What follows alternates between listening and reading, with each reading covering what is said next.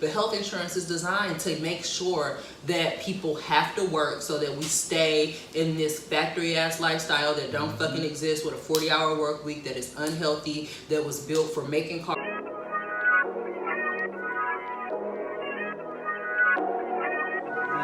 Welcome back, family. We are back with the process. Yeah. We're still here. We're still here with the homie, Young Stace, representing Alpha Kappa Alpha and herself for one. But she gotta represent the ladies. Look at her shirt. Show them the shirt. I married in my culture. Look at that. Look at that. Look at that. So she's representing the ladies of Alpha Kappa Alpha. Spring 08, right? Yes. Spring 08, look at that. Look at her. Shine it. Shine it. 1 second. She got something coming back from a meal prep from the trainer. This is water, y'all. Yeah, no H2O. doubt. So we're gonna have a little discussion, man, but we're back on the process. Still got John with me, and you know me, Mr.ThinkSmart. John, the health predator. Man, we got a situation. It's around that time. It's coming. It's coming. It's around that time of election. It's coming. It's coming. So there's a lot of people out there that are, going through the, what is it, the primaries, right? Primaries. So we got the gentleman. He's running. Is different this time. Very. Not only different in what he's trying to push forward and bring to our country and bring to our people. He different culture. I'm cutting for him too, man. I'm cutting strong. We're gonna get to it. Yeah, I'm cutting. You ready, John? I'm just saying, I'm cutting, man. I'm cutting strong for him, man. Right, and I get that. But it's gonna be different. Very. Because he's gonna have some highs and he's gonna have some lows. Right. So we're gonna discuss that. This is a gentleman. He's Korean, correct? He's Korean. I believe he's Korean. Yeah. He's very, I've heard him talk on many occasions. He can talk, which is good. He's a thinker.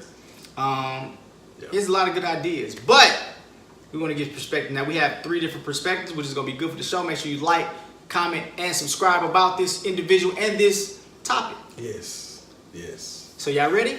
Cause we about to get this going. Let's do it. Okay. So that being in the person of Andrew Yang.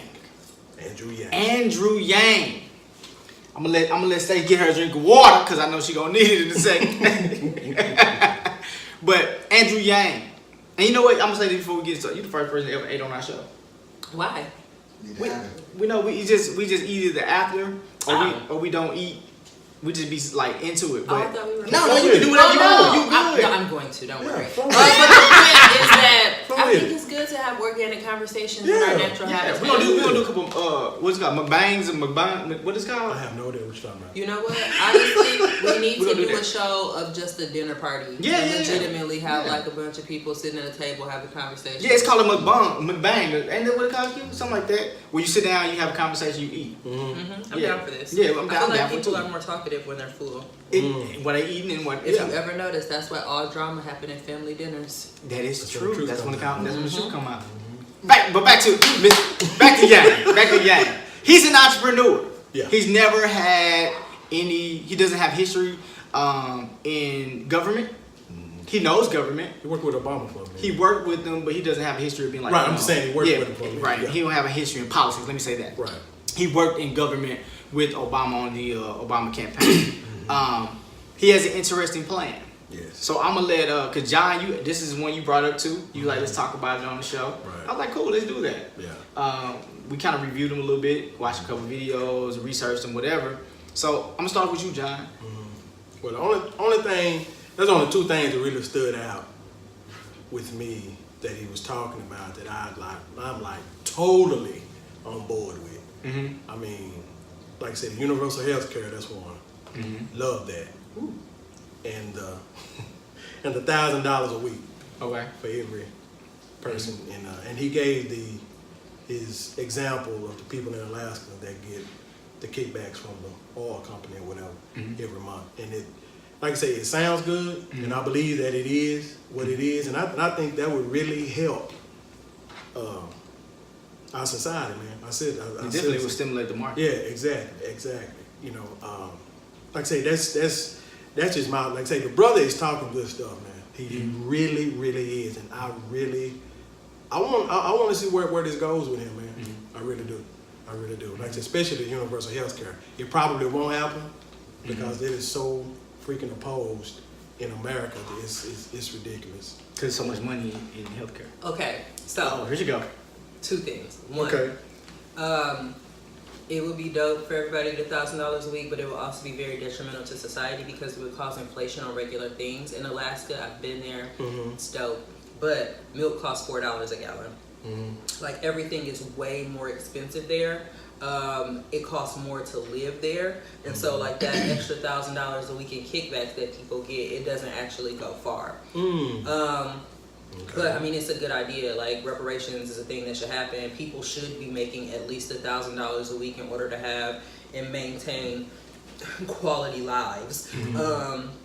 Because I mean, even after tax, that's what, $700 a week. You got a rent that is for most people at least $700. You still got to buy food. You got to pay bills. You got car notes. You got to be able to get around. Insurance. So yeah, insurance. Like, so yes. People should, in general, minimum wage should, in general, for a 40-hour work week, be $1,000 a week minimum. That should be a thing versus giving people a handout. Like, weekly, if somebody works 40 hours a week, they need to be bringing home at least $1,000 a week. Now, the thing about healthcare that's very interesting is that I would consider myself a democratic socialist. Like, I think that there are certain things that the government needs to provide for people, and then there are places where people need to be able to govern themselves. Healthcare is definitely one of them. Countries who have universal healthcare, like Canada, Europe, like, they have better quality of life. People aren't as sick, people aren't as fat. But here, what is interesting about healthcare in America is, do you know how we have the healthcare system we have today?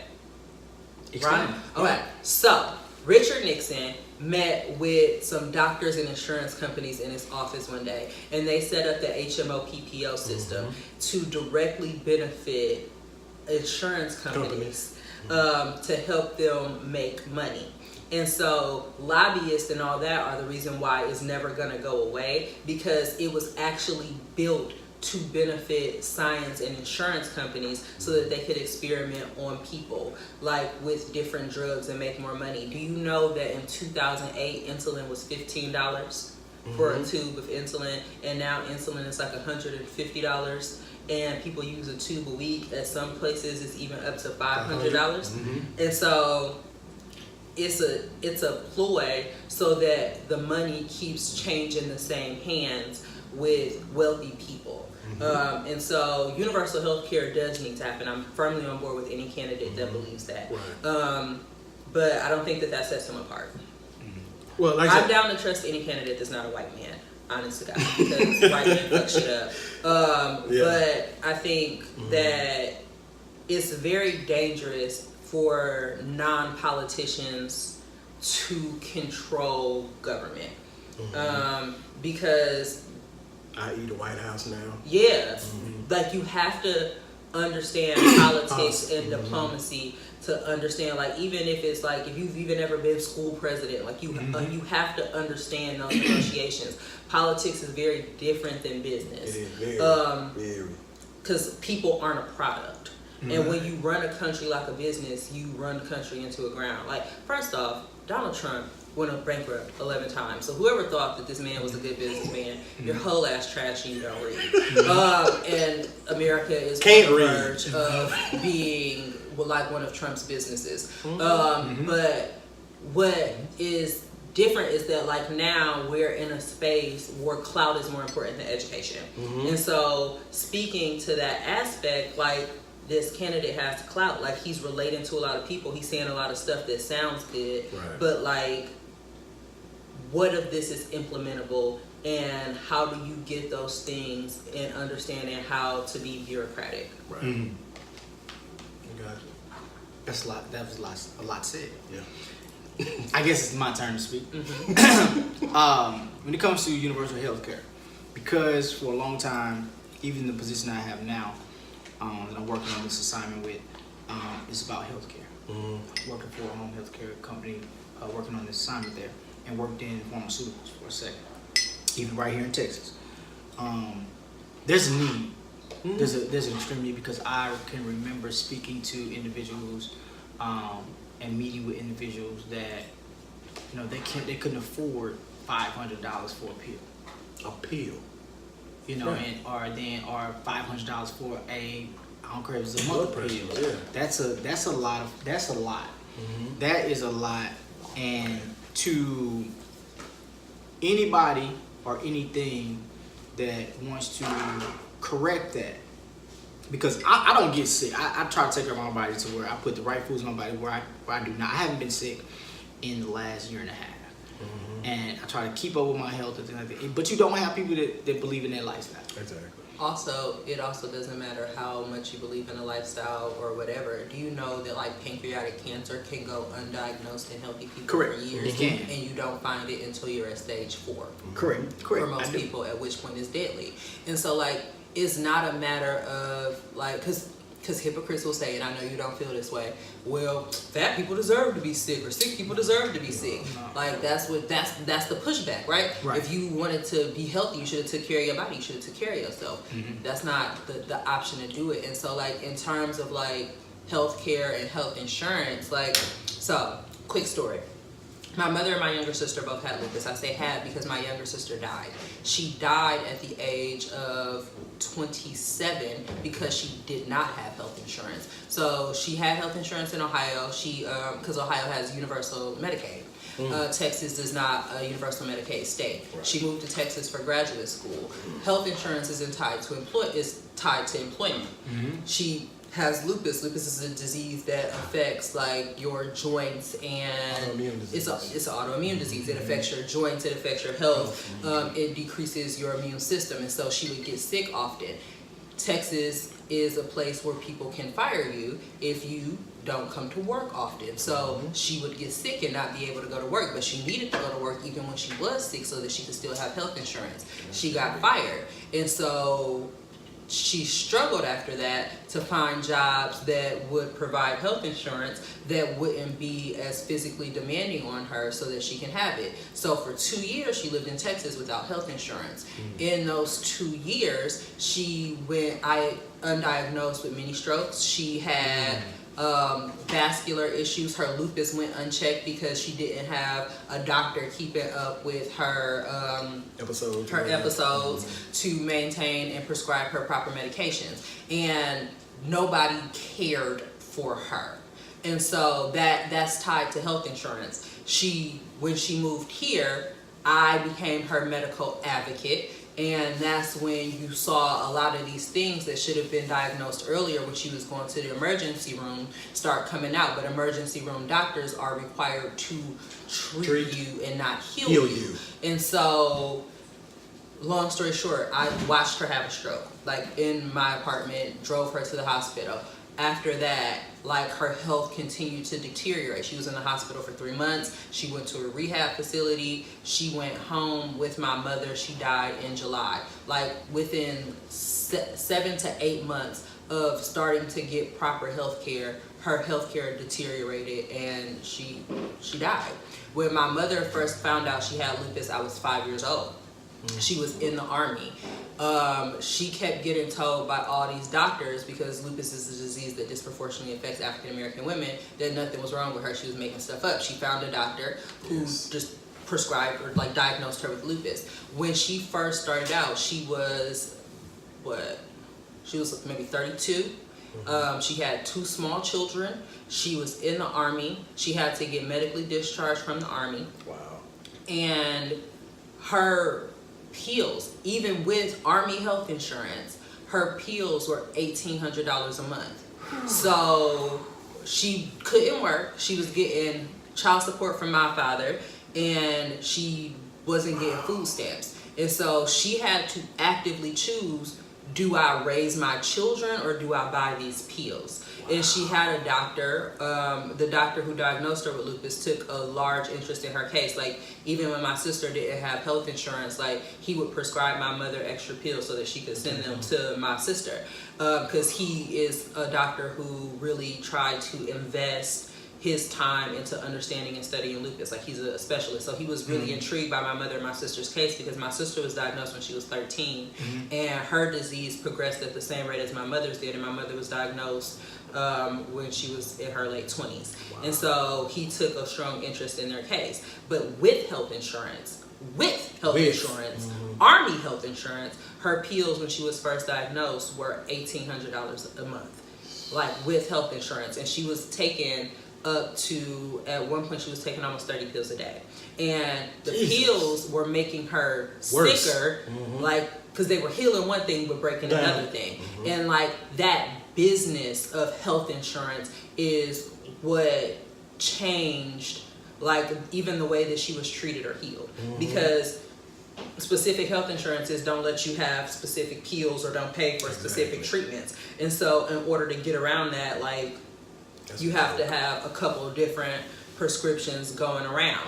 And so, yes, universal health care, yes, care for all, yes, take care of your body, but at the same time, understanding that people are not a business is really important. Correct. That's the main. And so, yes, candidates who are down for universal health care, let's discuss this all day long. But then you have this idea of capitalism here in America, right? Correct. Which is, you got to pull yourself up by your bootstraps. However, if a slave made your fucking boots, my nigga, like, I don't know what the fuck you want me to do. Because I don't got no fucking boots. Like, if I don't got no boots, how I'm gonna pull myself up by my bootstraps? Which is why I consider myself a democratic socialist, because people need to have an equal playing field.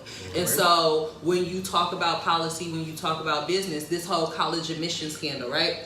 First off, systems disproportionately affected, rigged for white I wasn't even people gonna talk about that, but you brought it up. in general, right? And then y'all got all this nerve. Well, black people are taking my child's spot. No, Becky's fake lacrosse scholarship is taking your kid's spot. And people who have money, have influence, they put their families and their kids on different tracks to have a different level of success. And so if you don't have this idea of socialism where people start out on an equal playing field, then you're never going to get ahead. And universal health care ain't even going to change that. But health insurance is designed to make sure that people have to work so that we stay in this factory-ass lifestyle that don't fucking exist, with a 40-hour work week that is unhealthy, that was built for making cars in factories, and we don't even have people that work in factories or on farms somewhere. Like, quick fact, did you guys know that election day is only the second Tuesday or the first Tuesday in November because of farm and harvest schedules? And people don't work like that no more. So now it's difficult to vote, which disproportionately affects people who don't work on farms, because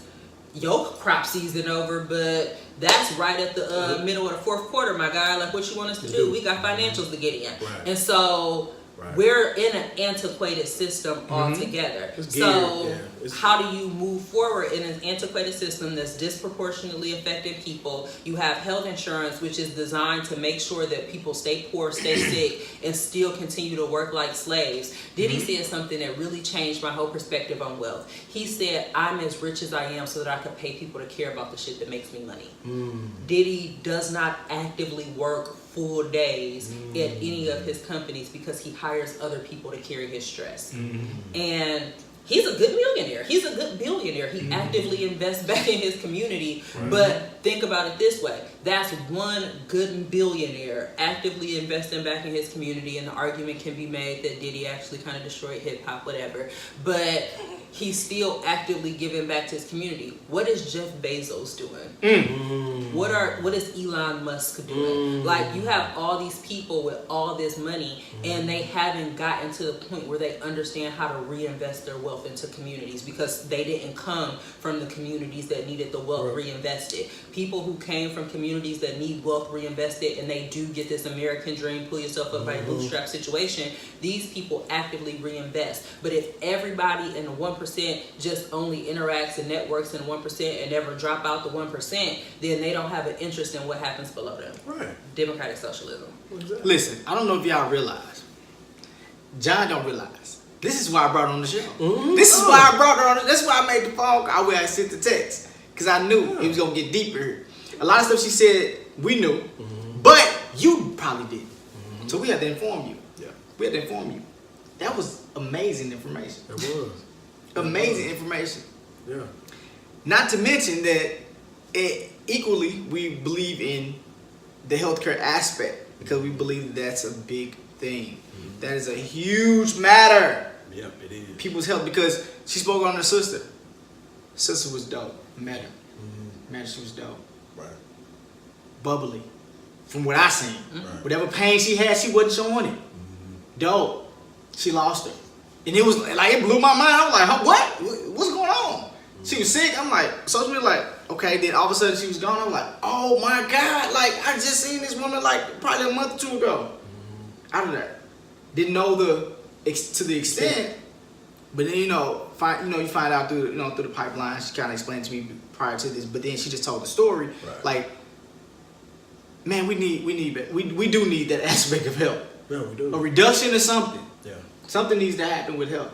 Health insurance needs to not be tied to employment. Like, yeah, of that, course. like, just like that's the weirdest thing to me. Like, as an adult, how do you tie health insurance to employment? Like, but think about this: car insurance is not tied to employment. House insurance is not tied to employment. Like, all of these things you're required to have are things that you can go out and get regardless of where you work. Health insurance is the only thing that you're required to have that you can only get if you have a job. Wow.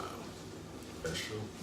Quality health insurance. Quality, anyway. yeah, Because the current system of Medicare, Medicaid is broken, and they continue to cut funding. So even still, you don't have the ability or the means to pay for things that you need. Like, if I'm dying of cancer and I can't go to work and I need chemo, and chemo costs fucking $25,000 a session, like, I got a brief story about that. Because I didn't understand it then, but I understand it more so now. So, because then on jobs, sometimes health insurance is not even what you really want it to be. Now, this was years ago. I used to work for UPS, right? And it was a lot of older guys that worked there. They went there. They worked from 3 to sunrise. Sunrise is 3 to 8, right? And I used to ask him, like, you have a good job outside of here. Why do you work for UPS? He said, because the health insurance that they provide, so like, it's so much better than what I have at work. So my kids, I'm here for my children. He said, I'll live off what I get from my job, but I'm here for my kids because I want to make sure they have quality health insurance until they're old enough to carry themselves. Like, it was so deep. But after knowing that now, knowing that then I didn't understand, but knowing what they were doing now, it makes so much sense.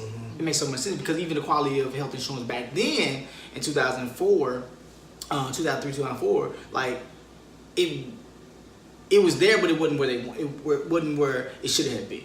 It still was a battle. It's been a battle, like you said, since the 50s. It's been a battle for health insurance. Like, that's a big deal, and a lot of people don't get the services they need, and then they end up getting sick, more sick, and or they pass away. And it's like, if they would have had better health insurance. But see, that's always been my whole argument, especially since I've been on this vegan thing. Like, in ancient China, there was no such thing. It was doctor, patient, wasn't no in between. And the doctor didn't get paid until the patient got healed. So I didn't know that. Yeah. So my thing is over here, why in the hell are we paying for services and we're not even getting what we're supposed to get? capitalism. That's bullshit. Right. That's exactly what it is. But yeah. That's straight. I know it's all about the dollar. You know what I'm saying? I get that, but like, with me, honestly, insurance is a fucking joke. And I'm sorry, I don't even be cussing y'all, but like, on the cool, I don't get it. I don't fucking get it. Like, why are you in the way? Like, I have a problem. I need a doctor. I don't need your damn permission to go to this doctor. HMO, PPO. Why the fuck you need all that? What the fucking point? Like, see, it does not make sense to me. It does. Like I say, and I understand the whole capitalist. I get that to a point. But it's all geared toward keeping people sick, man. Yeah, that's the purpose. There is no money in health. There's no lots of money in health. Well, as far as, I'm not talking about like like protein this. Yeah. You know what I'm saying? I get the proteins and I get all that. But as far as the person, the doctor doesn't make money off of a healthy person. No, they don't. Doesn't. Like I say, I hadn't been sick in 3 years. I hadn't had a cold, hadn't had a flu, none of that since I've been on this vegan thing. Nothing. I don't even have a doctor. I don't think. My doctor's in St. My wife has, but I take that back. Doctor, I went to him one time, did some just preliminary just to say I have a doctor. But other than that, I don't go to a doctor. For what? My doctor never heard. I haven't even researched a doctor here too. Cause I was sick one time. And I went to the when I first got here. I got real bad sick, and I went to the emergency room and got a pill, and Yeah. and it did make me feel like it made me sicker, but I just slept it off. Just slept it off, and I was fine. Yeah. But I didn't have to actually talk to a doctor. I talked to one of the doctors, but he wasn't my doctor. Like, where you go to your specialist. Primary, yeah. Your primary, rather. My primary is funny because it's still in Missouri. But, so healthcare is big. So, Staci, you said anybody that's pushing for a I'm actually here for non-white people, like non-white men, but yeah. non-white men. Yeah. Do you consider him a white man? Korean? No. I'm just, I know he's Korean, but so. I'm here for non-white men. Well, non-white men or white men under 50. Got it. So, because we grew up in a time where there's only a few presidents we seen. You seen more than us, John. John being 45. Yeah, when I was born, Jimmy Carter was in. Jesus Christ. So Jimmy Carter was in office. Yeah. We both was, I ain't gonna see, I don't know if she was thinking what I was thinking. I'm like, I was Jimmy. like, oh, sweater vest. No, 8-track tape, you know what I'm saying? Yeah. Well, no, Jimmy Carter used to wear cardigans. Yeah, cardigans. Yeah, he did. Yeah. Hey, it's funny. Yeah. So, yeah, because the coolest white boy, we've seen in our era was Clinton. Dollar Bill, He baby. was a horrible president. Dollar Bill. He could have been, but he was just cool. No, he was a horrible president. Bill Clinton actually did. Cool. Bill Clinton's policies actually did more damage to the African American It did. community than Ronald Reagan or George Bush. You think so? No, they It did. Bill Clinton approved 3 strikes minimum. He furthered the sentencing, the severity of sentencing on drug offenses. He is the president who had the sentencing disparity between crack cocaine and rock cocaine, or powder cocaine, sorry. His policies around like housing and things made it easier for people to be slumlords and manage properties. Like, we like Bill Clinton because Bill Clinton said the right shit, but he actually enacted policies that disproportionately affected the black community. On a large scale, which is why when Hillary Clinton ran for president, you had so many people blaming her for her husband's policies. Like, Bill Clinton's not a good man. Like, he's not a good man, but he was cool. He played the saxophone on our studio. Cool. Like, we gave him black cred and invited him to the barbecue because he was a good panderer. But in all honesty, he did nothing to affect black people in a positive way. And then you have people that are going to say, well, what did Barack Obama do? Outside of being a positive and influential, just aspirational figure, like, even though his policies weren't specifically geared toward black people, he enacted programs and pushed agendas that really did help to uplift minority communities as a whole, like his Brother to Brother program or his entrepreneurship seminars that he held at the White House with like Damon Johns and other minority entrepreneurs. He increased the roles for women in STEM. Like, he did a lot of things that gave black people opportunities. Clinton took a lot of opportunities away from black people. But and that's important to understand. Like, we think Bill Clinton is cool because he played the saxophone on Arsenio Hall one time. But a lot of people But he was don't his understand. mentor, though. Who? Bill Clinton was Clinton. Was Barack No, he Obama? wasn't. Yes, he was. Yeah, He said it. He was one of it. Yeah, one one of of them. Yeah, one of them. But like we talked about in another video, like, it's important to have many influences. That's true. What I'm saying That's is, true. like, when you think about what makes a good president, black people think, lots of people think Bill Clinton was a good president because he said a lot of the right stuff and he behaved in ways that people felt like were relatable. But his policies actually did more damage to minority communities than almost any other president before him. I'm not doing more research. Reagan was the worst. To I'm me, not doing but more I understand what research. you're saying. I heard I'm what doing you're more saying. research on it. All I know is when Clinton was in office, gas was 98 cents. Back in the day. You know what I'm saying? That didn't have anything to do with President No, I know, Clinton. Like, I that know, had a lot I to know. do with the fact Right. that there weren't any wars happening. I got you. Like, Yeah, I got you. You get gas from the Middle East.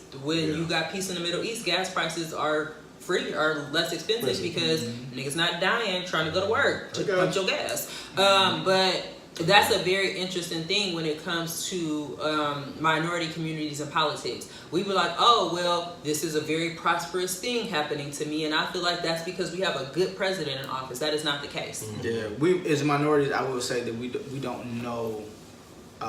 We don't know unless we put forth effort because it's not taught to us like that. Yeah, and it's purposefully not taught to us.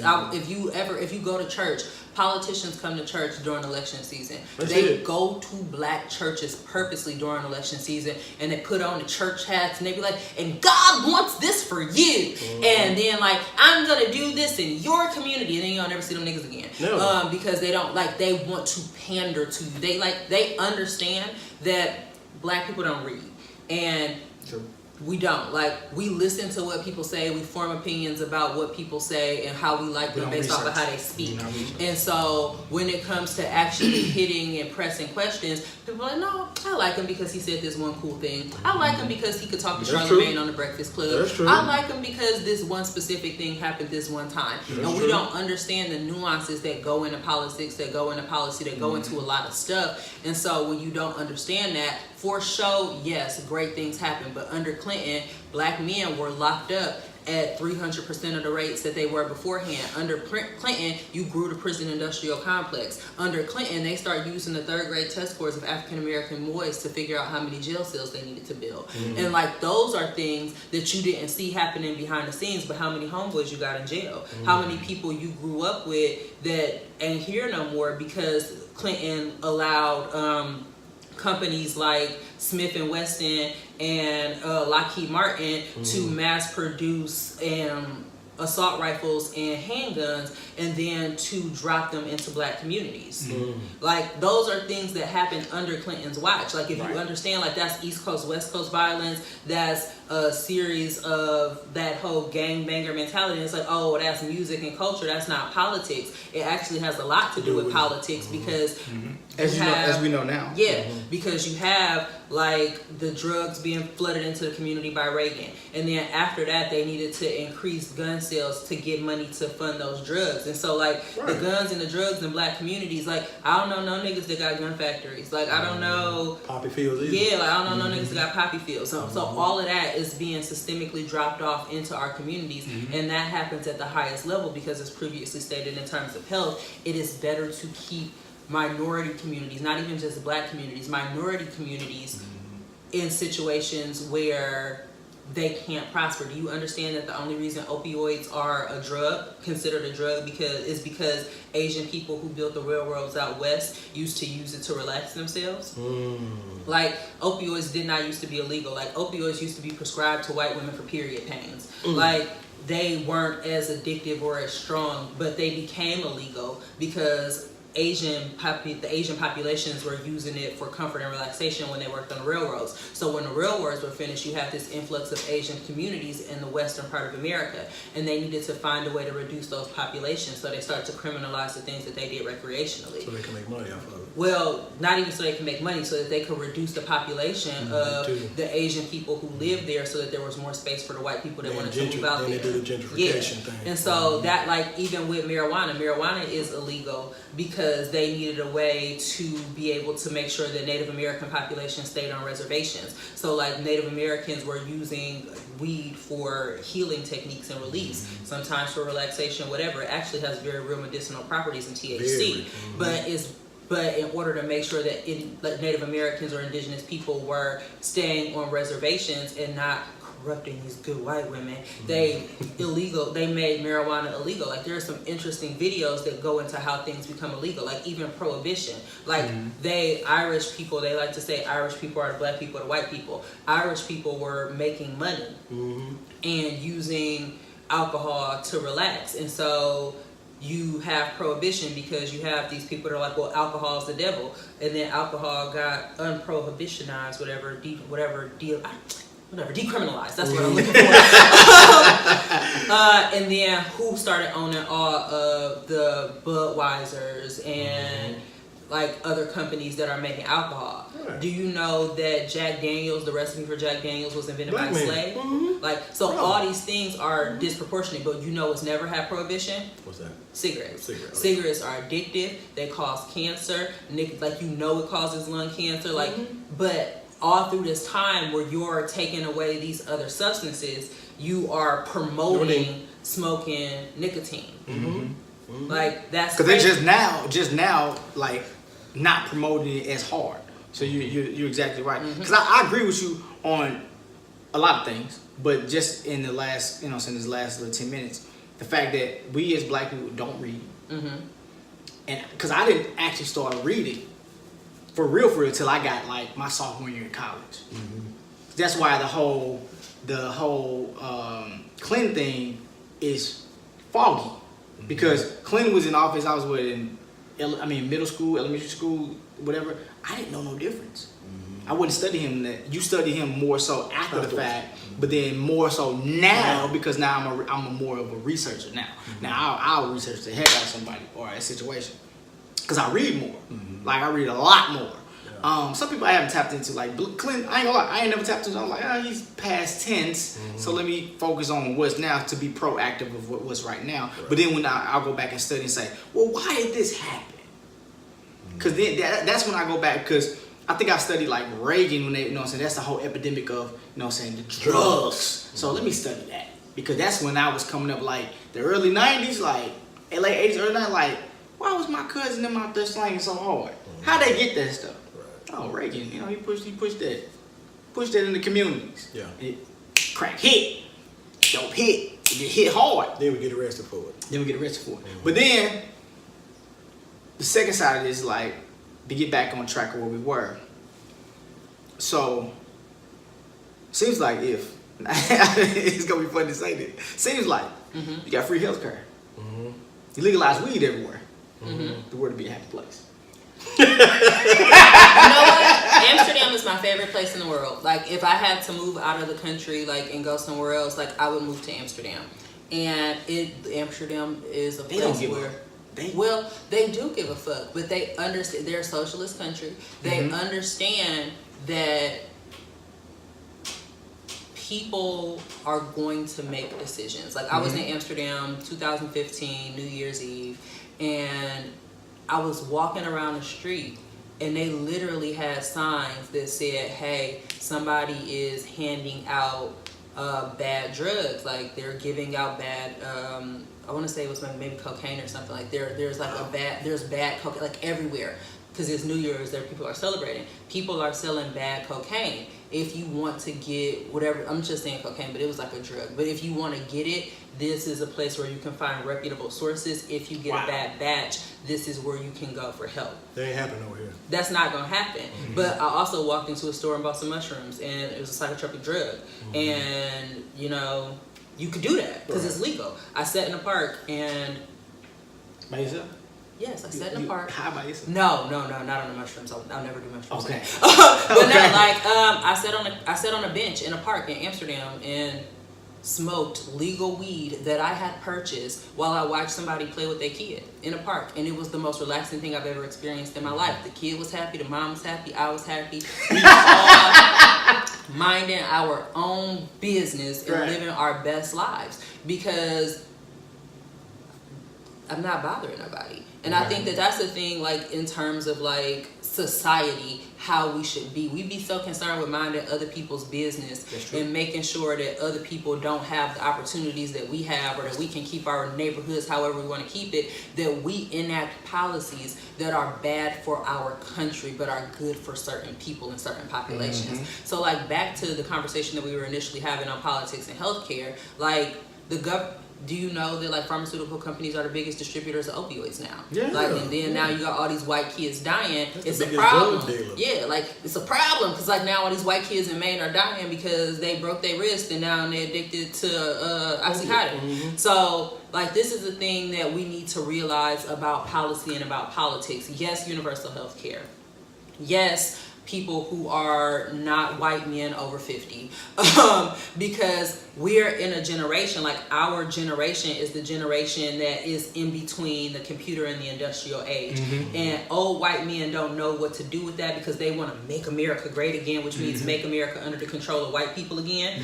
And they're struggling with that. So you need somebody. And they losing. They are. I mean, I'm ready for them to die. Like, you know, and they are losing. Bang, like, bang, bang. For real. Like, losing. not that I'm gonna kill anybody, but I'm ready for them to die off because it's not fair that somebody who don't even know how to work email is controlling the country. Like this. Look at email like this. Yeah. Do you know that President Trump is the first president, like in modern history, who does not use a computer or email in the White House? What? I didn't know that. He don't.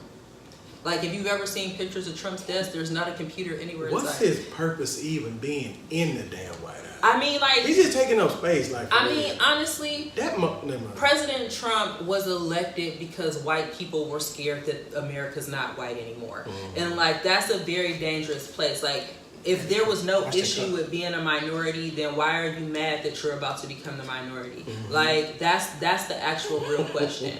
Like, you understand how minorities are treated, and so you want to maintain power. Like, do you, like, even the system of slavery, like, y'all bought over black people and then y'all disenfranchised black people and y'all call black people lazy. But how am I lazy if I'm spending 16 hours a day picking your cotton for your factory, for your farm, from your field? For free. For free. You ain't picking no cotton, my guy. Like, what?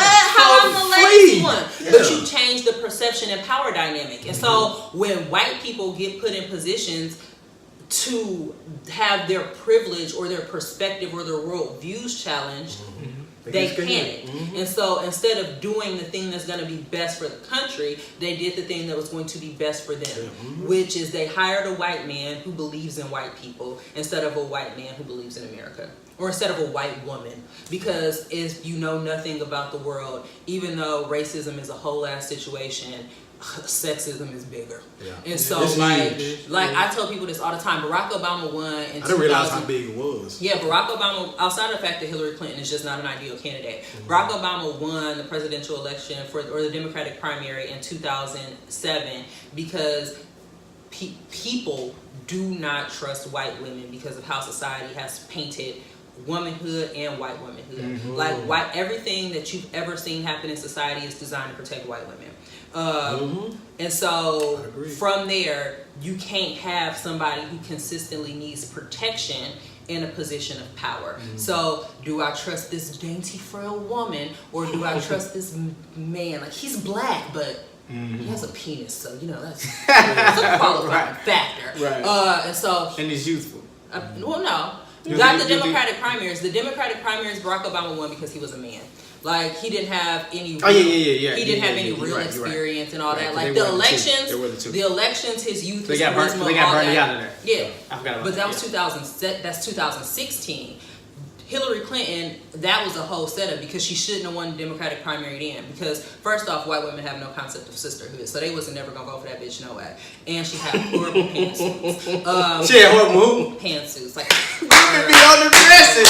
They be but also she was tainted because of her husband's policies. And so in terms of picking Hillary Clinton and Donald Trump, if you never understand white women ever in your life, realize that this same group of people who wore pussy hats and colonized Me Too and are whole ass feminists and burning bras are the same women who voted for Donald Trump, even though he said he grabbed women by the pussy, had been accused of rape over 11 times, cheated on his pregnant wife with a porn star while she was pregnant. Like, you have this duality where they feel like, I know that I'm a victim, and so I know I'm not capable of doing this. She can't do it either. I would rather go with this because at the very least, he's a man that can protect me. And that's a very dangerous thing when it comes to them as a voting bloc, because they vote actively in their own against their own interests. Women know women. Like, men know men. I actually don't know any white women personally. But you know women. But you know the game. Yeah, right. You know the game. women. Yeah. That's pretty deep because I never looked at it. I never looked at it that deep. Me either. I knew the whole stigma of white women and the racial side and the protection, but where you just went with it, I never looked at it like that. To the pantsuit, bro. Right, right. Like, I never looked at it like that. Like I could look at another man and like, yeah, that nigga ain't right. that nigga ain't right. But the perspective you gave about women, and then I look at her and I look at the, you know what I'm saying, the whole journey she went. It's like, damn. Like, wow. Yeah, that's crazy. Like, what's the deal? Right. But insane. It is what it is. It is what it is. Bro, like I ain't never looked at it like that. Like, for real. That's why I'm glad you're here. Yeah, that's like, for I'm real. That's why I made the phone call. The text message, you know, I had to because then we're gonna bring him back on some other issues. I would say, bro, we're gonna do this again. Yeah, she definitely like, gonna be on when I start the new show. Yeah, man. Carl, I got questions. I told you about that. You did. I got questions. Yeah, it's gonna get real deep. But man, if you wasn't informed today, you didn't learn nothing, you ain't listening. Yeah, for real. And then we recorded this, so guess what? You can always go back and listen to it over. You can dissect it. You can research. You can do all this stuff. That's why I brought her on the show. The homie. She here. Staci's here. God. She's here. With who? Me, Mr.ThinkSmart, and J. Rut, the health predator. And we are in the process. Yes. Listen, stay tuned for more and more and more and more and more. We're gonna keep coming with it. But first, we need you to like. we definitely need you to subscribe. And we need those comments. We want to hear what you got to say. Please. On all these issues, from the presidential race to women, Bill to yeah, all of the past presidents, Ronald Reagan. Yeah, you know, we talked about a lot of things in just 40 minutes. Yeah. Hey, stay tuned for more. Yo, but you in the process. Mr.ThinkSmart and our special guest today, Staci. Staci. Check us down in the comments, man. Thank you for watching. Let me see your hands up high if you know nobody's a no one.